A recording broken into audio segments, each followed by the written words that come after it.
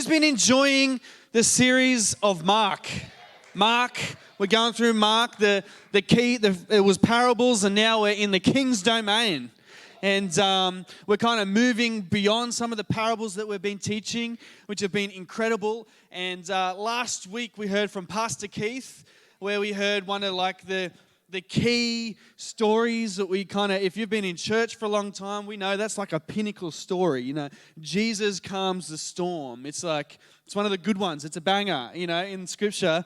And if you can say that about Scripture, but we all know that story. We love it. It's so good. And this week we're moving. The story kind of continues. It's not a broken story. Mark is writing a complete story here, and we're moving into the next phase of what is actually happening straight after what had happened on the Sea of Galilee with Jesus and the disciples. And so we're going to be we're in a new chapter, but don't let that deceive you. Like I said, we're still continuing the story, but Mark chapter 5 today. So let's turn to Mark chapter 5, fresh chapter. 5. Give me a yell if 5's your favorite number. Is 5 anyone's favorite number? It's a weird one to be your favorite, but unless it's your birthday, hey? Mark chapter 5 in the NIV. We're going to follow along on the screen this morning, so that's all good. But this morning, you would have noticed that today's scripture is titled, in my Bible anyway, Jesus Restores a Demon-Possessed Man. Woo! It's a spicy one this morning. We've gone from the one that we all know, the banger, that Jesus in the boat with the disciples and the storm, to one maybe we've not really read that much before. I don't know. I haven't heard too many messages on this one, so we're going to have fun this morning. Thanks, Pastor Nate. That's great. Oh, it's my new favorite story, actually, yeah.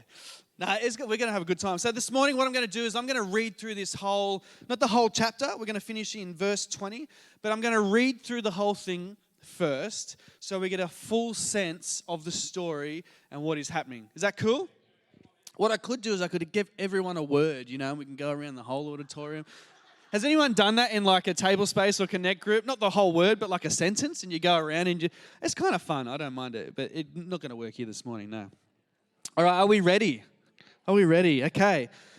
So we've got to remember the disciples, they're heading across the Sea of Galilee. And this is where we start off. It says, they went across the lake to the region of the Gerasenes, where Jesus got out of the boat. When Jesus got out of the boat, a man with an impure spirit came from the tombs to meet him.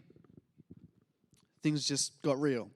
And this man lived in the tombs, and no one could bind him anymore, not even with a chain, for he had often been chained hand and foot, but he tore the chains apart and broke the irons on his feet. No one was strong enough to subdue him. Night and day among the tombs and in the hills, he would cry out and cut himself with stones. When he saw Jesus from a distance, he ran and fell on his knees in front of him. He shouted at the top of his voice, "What do you want with me, Jesus, Son of the Most High God? In God's name, don't torture me." For Jesus had said to him, "Come out of this man, you impure spirit." And then Jesus asked him, "What is your name?"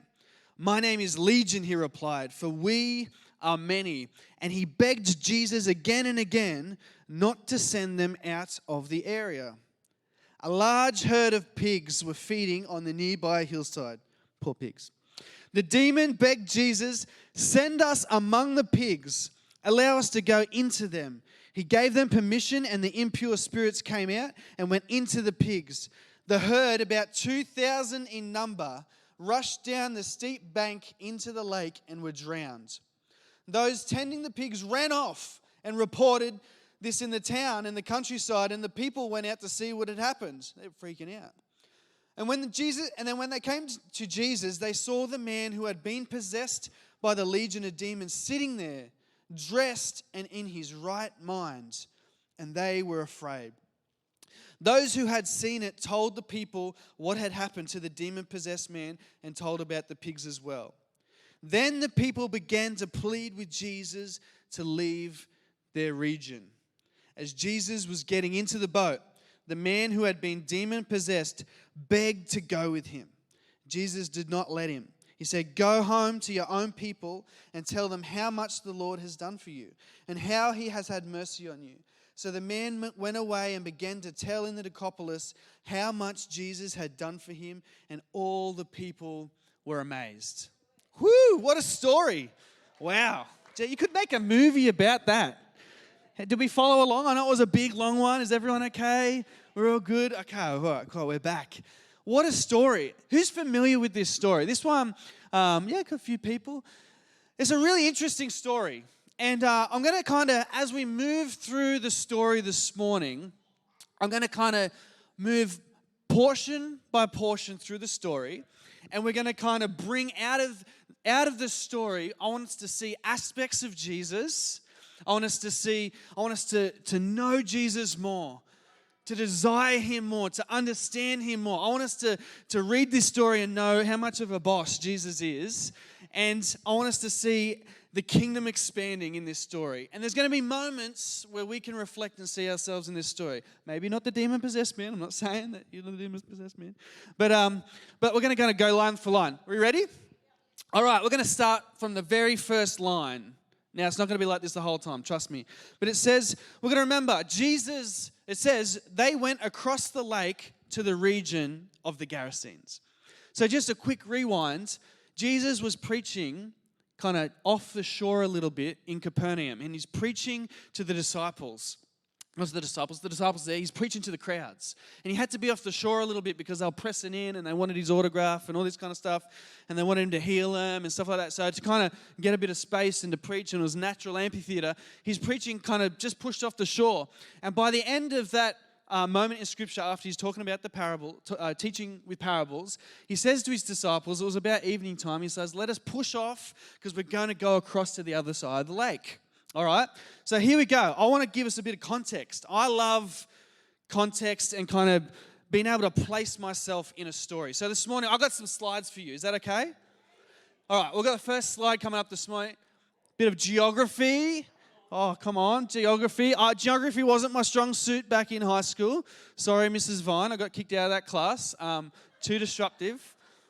We've made amends now. I've apologized as an adult, and she said it was okay. But so anyway, here we are.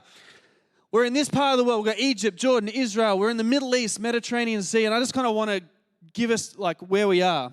We've got Jerusalem, the Dead Sea, and up here we've got the Sea of Galilee. This is where we are. This is where our story takes place. So next slide. If we go to the Sea of Galilee, here we go. Here's the Sea of Galilee. So I don't know if you've ever Googled the Sea of Galilee, but that's the Sea of Galilee.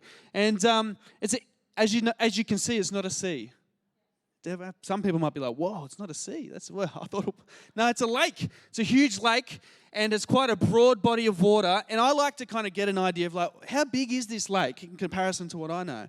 So I've got another slide here for you guys, which is a scale comparison to give us an understanding of maybe how big the Sea of Galilee is. So we've got Sea of Galilee, and we've got Lake Macquarie. And so we're about as long as Lake Macquarie, but much wider, much more like expanse and broad, and so it would feel huge. It would feel pretty big. Some people have been to the Sea of Galilee. I know Cal Gron was telling me that the storms that happen on the Sea of Galilee is because it's so exposed. And around the Sea of Galilee, we've got some massive hills and mountains, and the cold air rushes in onto the water, and a storm happens. I'm not a meteorologist. I don't know how that happens, but that's how it happens. You know, the cold air comes down. Yeah, and I think Matt Schultz has been here too. He was showing me some cool photos. Anyway, that gives you an idea of the size of the Sea of Galilee. Next slide. So we've got the Sea of Galilee, and we have Galilee, the region itself. Beyond there, we've got the Mediterranean Sea, right? So here's Galilee in the pink. And Jesus was preaching to the disciples in Capernaum. Next slide. Just here. So this is kind of where Jesus was, preaching to the crowd with his disciples, pushed off the shore a little bit. And this is where he says, we're going to push it. We're going to go across to the other side. And then we see... Next slide. They hit the storm, like my little boat, my little clipper, yep, and storm. How good is it? Look, I love this stuff. I probably got carried away too much, to be honest. But they head off across to the other side of the lake, and they're kind of going in this direction, and they land around here, the Gerasenes. Mark calls it the Gerasenes. There's kind of a bunch of different names in the area it could be. So this is an approximate location, all right, approximate, okay? And so across here, next slide, This is about 10 kilometers. This trip from Capernaum across to the Gerasenes, so where the demoniac man was, it's probably about 10 kilometers. They say 2 hours. I reckon with the storm in the middle of the night, probably a bit longer, like 2 hours. These guys must have had some strong biceps because they didn't row, did they? No, they used the wind. Sorry, I'm picturing like they're rowing across the lake. No, bad theology. All right. So this area across the lake, next slide, is actually in a region called the Decapolis, which is Roman is pagan territory. It's part of the Roman Empire. It actually means 10 cities. So they're out of Galilee. They're away from Jewish kind of zone, Jewish territory. And this is where, when the scriptures talk about the Gentiles or pagans, they're people from non-Jewish background, and they're from some areas like this. So these are where pagans and Gentiles are, and you're wondering what's pagan, what's Gentile? It just means not Jew. So kind of like muggle. I learnt these terms recently, like a muggle. They're muggles over here, right? So in the Decapolis. And what I love about Jesus is that he defies the status quo. Wherever Jesus goes, he changes things up. He goes, he says to the disciples, boys, we're going across the lake. They're like, what? It's middle of the night, it's evening. He says, we're going across to the other side. What, pagan territory? We're going over there. We're not meant to go over there. What are we meant to do over there? We've got nothing. We're ministering to the Jews. They're the people of God. These people are not the people of God. What are you doing?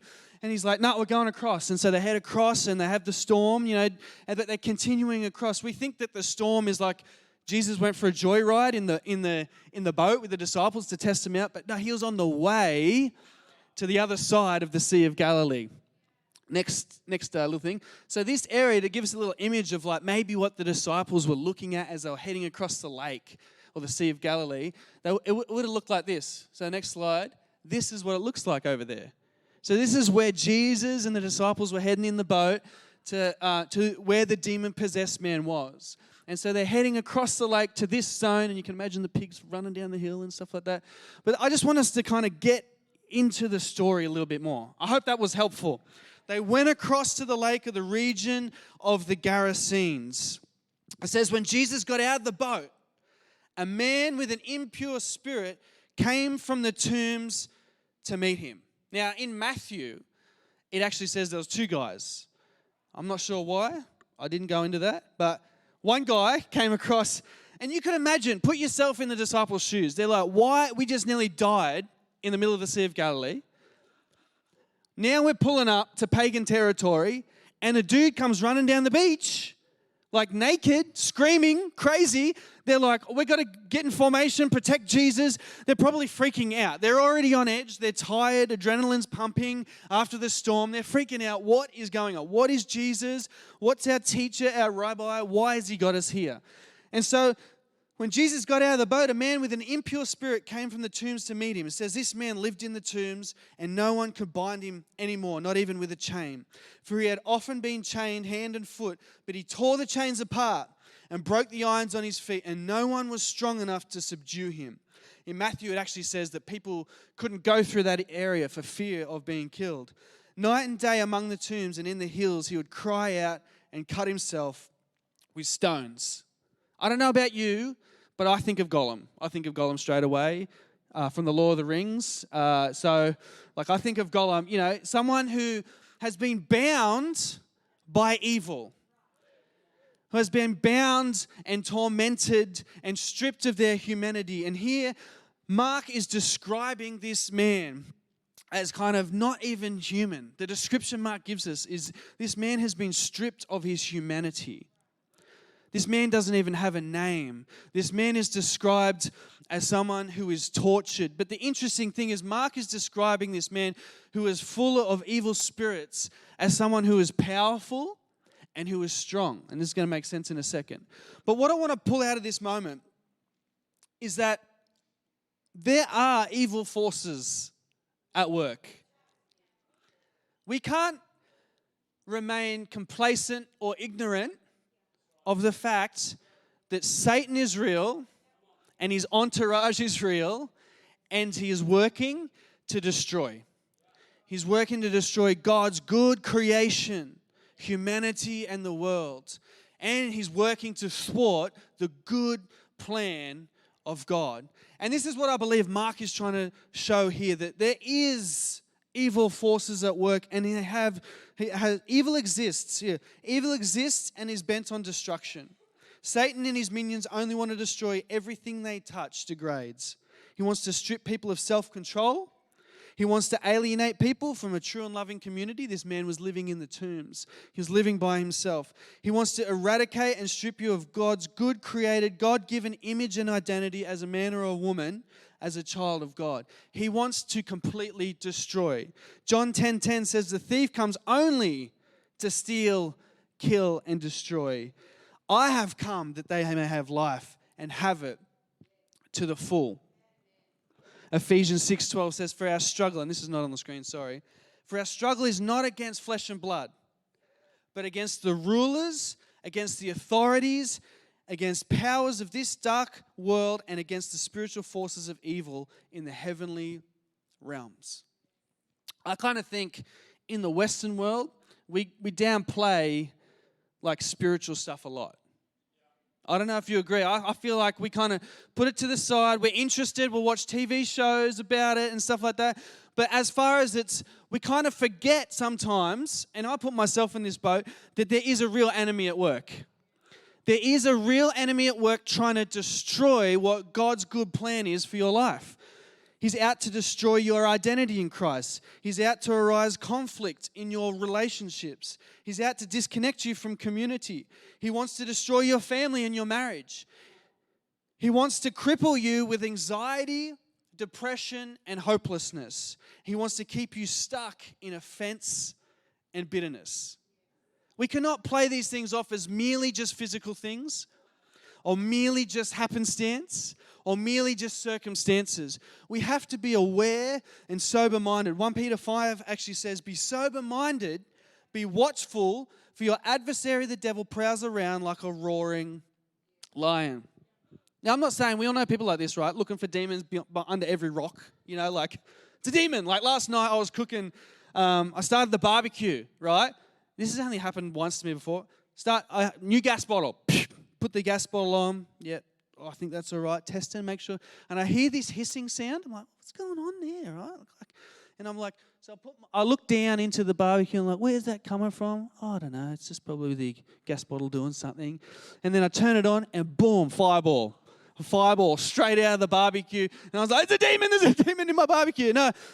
There wasn't a demon in my barbecue, all right? The devil wasn't after me. He wasn't hiding in my barbecue all week, jumping out. But, you know, sometimes we can get a bit too super spiritual in these things. No, if your car broke down because the petrol was wrong, you just made a mistake. It wasn't the devil out to get you, maybe. I don't know. But he'll use any circumstance, I'm telling you that.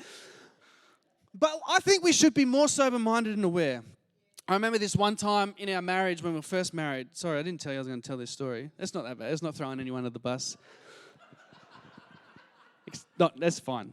When we were first married, it might have been in the first year or something, and we were probably just having some normal arguments or something, some tensions in our marriage, as normal marriage people do. But Jess headed off to work, and I had this sense. I was like, this isn't just a normal argument. Like, I just felt like the enemy's trying to disrupt something here. And so Jess went off to work. I'm in my pajamas. I was working. I was going to uni or something. I wasn't lounging around the house. Yeah, I'm the problem here, right? But I remember I was like, no. This isn't just a normal thing. The enemy does not want us to start our marriage well. And I started to pray. I was like, God has charged me with the stewardship of leading my family. So I'm going to lead them spiritually, and I'm going to go, no, this isn't just happenstance. The enemy wants to destroy the things in our life. He wants to destroy marriages. So I went to prayer, and I went to warfare prayer against the things in the enemy. So what is it this morning? Maybe you have some things in mind that you have just put down to circumstance, science, medical, whatever, and I think that is all true, important, and good, but we can't mistake the fact that the enemy, that Satan and his entourage, has his fingers and his fingerprints and his hands on a lot of these areas in order to destroy God's good creation. I better hurry up, sorry. All right, moving on. And I want to say this, understanding isn't to make us fearful. I'm not sharing this to make us fearful. It's to make us watchful or aware. But I love this next passage because Mark, as an author, is intentionally contrasting this next moment with the last moment. That first moment we just shared, Mark is setting up the power of this man bound by evil forces. This next moment, let's listen. He says, when he saw Jesus from a distance, he ran and fell on his knees in front of him. So Mark intentionally contrasts the fact that, hey, here's a little bit about the power and the fear of this demon, but look at it in the face of Jesus. I could imagine this demon-possessed man on the other side of the Gerasenes, on the other side of the lake. A storm is brewing. Jesus calms the storm, and he's like on the edge of the cliff, and he's like, oh my goodness, it's the Son of God. The Son, he's here. And he starts to freak out. Jesus is coming across the lake. He's coming in my direction, and he starts to freak out. And it says he shouted at the top of his voice, what do you want with me, Jesus, Son of God, Son of the Most High God? In God's name, don't torture me. Interesting fact, Jesus hadn't disclosed that he was the Son of God up until this point in the story. So the demons, the evil forces of Satan, they know who Jesus is. They know his authority and they know his power. We get this picture in contrast of these evil forces cowering in fear at the feet of Jesus. It says, for Jesus says, come out of this man, you impure spirit. And then Jesus asked him, what is your name? That's an interesting thing to ask. He says, my name is Legion, he replied. Interesting fact, a Roman legion, an army of a legion, is what they called like some of the armies back in those days, legion, was made up of about 6,000 men. Now, they don't know if this truly translates to what that meant, but the demon replies, for we are many. So he's obviously trying to intimidate Jesus at this moment. And he begged Jesus again not to send them out of the area. I love this picture. Mark has this contrast of this kind of fearful, demonic, evil force. It's trying to one last intimidation at Jesus. He's like, we're legion, we're many. And what I think of when I think of the enemy in this moment, or the enemy described in this moment, have anyone seen those Instagram reels of frill-neck lizards? I think of a frill-neck lizard. I'm sorry, but I think of, have you seen how a frill-neck lizard, they're like this small, but when they're intimidated, they try and intimidate their predator with their big frills and they start coming running. I mean, if a frill-neck lizard was running at me, I'd be a little bit scared, but honestly, I could just like kind of boot it, right? This is the image, this is my mind, I'm sorry. This is the closest thing I could think of. This is what Mark is trying to show us, that these evil forces in the face of Jesus is trying to do. It's akin to like a frill-neck lizard just trying to intimidate. He's small, powerless, can be easily defeated, but he's trying to intimidate Jesus for a moment. And I wonder if some of the working in our life, some of the things that the enemy is trying to throw at us, he's just trying to throw at us as little intimidations. But when Jesus comes, when Jesus walks onto the shore of your life or into the shore of your world, the enemy starts to get afraid. Mark is trying to show us the ultimate authority and power of Jesus. The God-man, fully God, fully human, come to earth. Colossians 1:15 describes the supremacy of the Son of God. It says the Son of God, the Son is the image of the invisible God, the firstborn over all creation. For in him all things were created, things in heaven and things on earth, visible, invisible, whether thrones or powers or rulers or authorities. All things have been created through him and for him. He is before all things, and in him all things hold together. And he is the head of the body, the church. He is the beginning and the firstborn from among the dead, so that in everything he might have the supremacy. How does this apply to our life? We're like, wow, Jesus is incredible. Don't be mistaken by the kind of, pale Jesus, the Catholic painting version Jesus. That's all. I grew up in a Catholic household with the Catholic pale kind of. No, Jesus was boss. Wherever he went, the enemy didn't stand a chance. Wherever he walks, the enemy doesn't stand a chance. Romans 8:11 says, and if the spirit of him who raised Jesus from the dead is living in you, he who raised Christ from the dead will also give life to your mortal bodies because of his spirit who lives in you. It says a large herd of pigs were feeding in the nearby hills. We get to the pig moment. The demons begged Jesus, send us among the pigs. Pigs were unclean in Jewish. This is how we know this is a pagan area. Because pigs were unclean. No Jewish farmer or herd person would have pigs, let alone 2,000 of them. Pigs were unclean. He says, send us among the pigs, allow us to go in them. And he gave them permission, and the impure spirits came out and went into the pigs. And the herd, about 2,000 in number, rushed down the steep bank in the lake where they were drowned. I Googled a picture of 2,000 pigs just to kind of give us an idea. No, there's no pictures of 2,000 pigs. Should have used AI, image generation, 2,000 pigs, Some theologians believe this story from Mark would have been politically charged, as the pigs could have represented the Roman Empire and Jesus liberating his people. We've got to remember that the audience were Jewish. So this was like an action story to the Jewish people. They're like, Jesus is like, what, in pagan territory with pigs and stuff? Man, this is crazy. But pigs could have been a representation of the end of the age, when Jesus throws Satan and his entourage into the lake of fire, where he finalizes the work. This could have been a foreshadowing of the ultimate authority and power that Mark is trying to give us a glimpse of Jesus here. A foreshadowing where all this multitude of evil forces is nothing compared to the power of Jesus. They're just going to rush off the side of the hill into the lake. I don't think Jesus hated pigs. Why pigs? Because they're unclean. But it represents the fact that the enemy only wants to bring destruction. It says, those tending the pigs ran off and reported it in their town. They're freaking out. Like, people watching this are like, what is going on? Who's this Jewish guy? Why'd he pull up on our shore? He spoke to this man who's like, shouldn't be spoken to. And he just kind of made our pigs run off a hill. There goes our wage. And they freaked out and reported it to the people in the town that what had happened. And when they came to Jesus, he saw the man who had been possessed by the legion of demons sitting there, dressed, and in his right mind.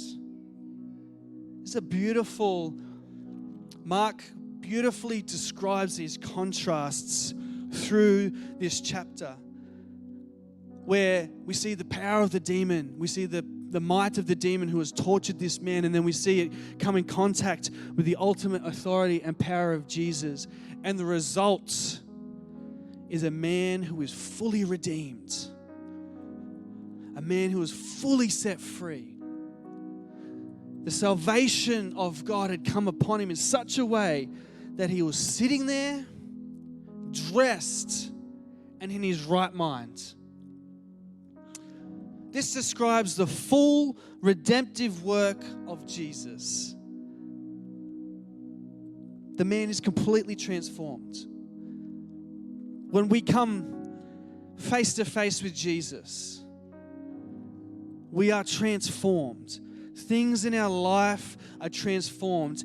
Everywhere Jesus goes, things transform. Things are redeemed. Things are brought back to life. The region of the evil forces are pushed back, and the kingdom begins to extend and expand in our life, in the world around us. Wherever he goes, he brings liberation. He brings redemption. See, his purpose and his power is love. He so loves the world.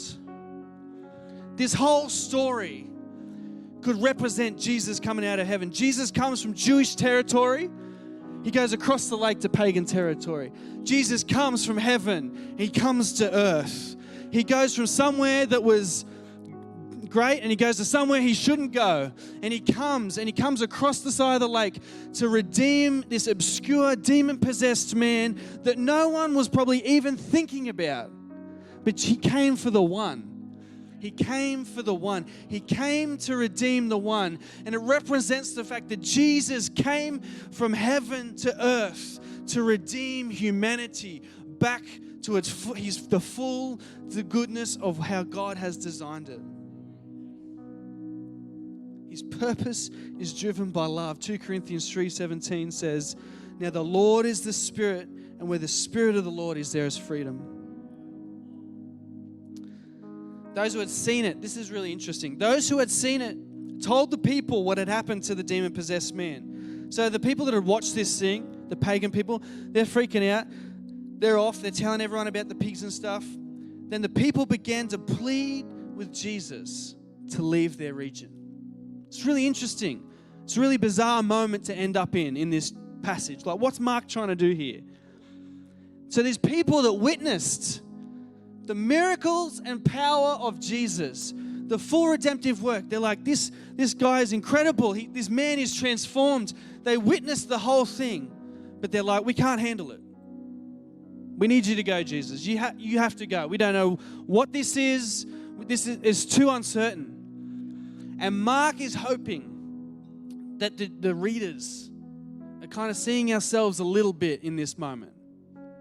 The Jewish audience, us, whoever's reading, that we might see ourselves in these farmers that are a little bit freaked out about what Jesus is doing.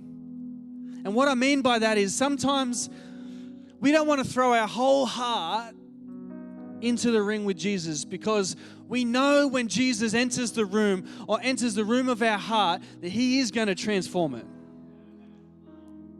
And we're a little bit standoff because we know if I come that close to Jesus, my stuff's going to change. And I think these people were thinking the same thing. They're like, stuff's going to change too much. They're like, I prefer it the way it is. Thank you. I prefer the way the town is. I prefer my pigs. I prefer my livelihood. I prefer all the comforts and things that I have. I prefer all these things, actually. I don't want you to come too close because you might muck all that stuff up. Because when Jesus pulls his boat up to the shore, when Jesus pulls his boat up to our life, things are inevitably going to change. Can we see ourselves in this moment? As Jesus was getting in the boat, the man who had been demon-possessed begged to go with him, and Jesus did not let him. He said, "Go home to your own people and tell them how much the Lord has done for you and how he has had mercy on you." So the man went away and began to tell the Decapolis how much Jesus had done for him, and all the people were amazed. This is incredible. Jesus was telling everyone that he healed not to tell anyone. He's like, no, don't tell anyone. What do? They go tell people. He's like, no, I know I healed you. Don't tell anyone. This guy he's like, go, buddy. Get out of here. Go tell everyone. Go on. Off you go. You know, you can't come with us. I'm sorry. You got to go tell everyone. And what's really fascinating about this moment is that this man may have been the first person to start to seed the gospel to the Gentiles. Isn't this incredible? This whole story is foreshadowing the complete work of Jesus. It's not just a story in the moment. It's foreshadowing the fact that the gospel is going to a non-Jewish people group. The fact that Jesus went to a pagan man in the first place and set him free in pagan territory and then set this man loose into the Decapolis to preach the good news of Jesus to non-Jewish people. Jesus, the boss that he is, he's like, I can't do this. I can't let the Jewish people know that I'm doing this. But I'm going to go over and I'm going to start what Paul's going to continue on. I'm going to seed the gospel into this place because God can't help but extend the kingdom, bring liberation, extend his power and authority and his love for people, his reach for people, his reach for you and I.